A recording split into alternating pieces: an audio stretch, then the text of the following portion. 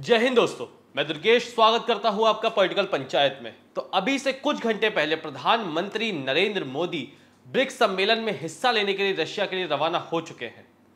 इस बार का BRICS summit पर ब्रिक्स देशों के साथ साथ पूरी दुनिया की नजर भी है। जो अभी की स्थिति बनी हुई है उसको मद्देनजर रखते हुए ये देखना होगा कि क्या डॉलर को खत्म करने के लिए ब्रिक्स देश अपनी करेंसी ला सकते हैं। रशिया के सामने भारत का यूक्रेन के मुद्दे पर क्या स्टैंड होगा। क्या चीन और भारत के बीच में सब कुछ सही हो गया। और सबसे जरूरी, अभी हाल ही के दिनों में जिस तरह से वेस्टर्न कंट्रीज ने भारत को घेरने की कोशिश की, तो क्या भारत इस समिट के द्वारा वेस्टर्न कंट्रीज के मुंह पर एक जोर का थप्पड़ मार सकता है। पर सबसे पहले जानते हैं कि ब्रिक्स समिट क्या है। ब्रिक्स समूह है ऐसे देशों का जिनमें दुनिया की आधी से ज्यादा आबादी बसती है और ये देश अभी इमर्जिंग मार्केट यानी कि उभरते हुए बाजार है।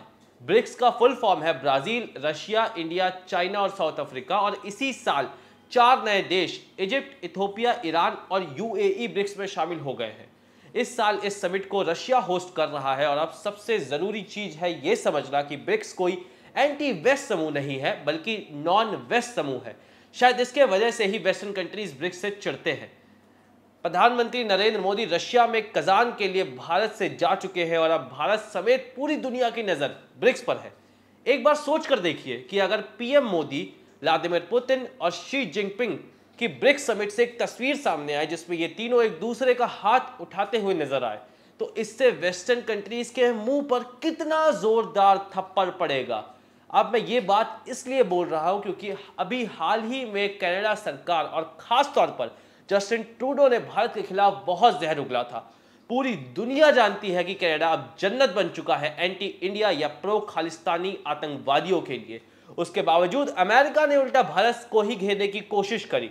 अभी मुझे हेनरी किसिंगर की एक बहुत फेमस लाइन याद आ गई जिससे वो कहते हैं कि it may be dangerous to be America's enemy but to be America's friend is fatal. तभी तो अभी कुछ दिन पहले ही अमेरिका ने भारत के एक्स रॉ एजेंट विकास यादव के ऊपर केस फाइल कर दिया।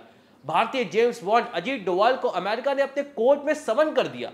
साथ ही साथ भारत के इतने अच्छे दोस्त होने के बावजूद जापान भारत के विदेश नीति को गलत बोलकर भारत को घेरने की कोशिश करता है।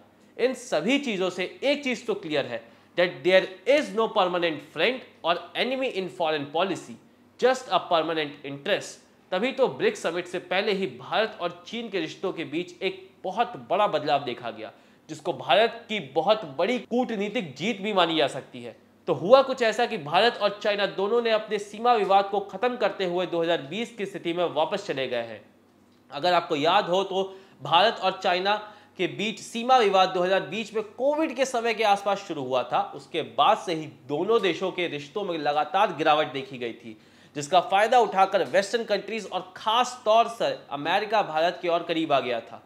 अब जब अमेरिका ही हमें आंख दिखाकर दबाने का सोच रहा था, उसी वक्त भारत और चीन के रिश्तों के बीच ये नया मोड़ अमेरिका के खिलाफ ही साबित हो रहा है।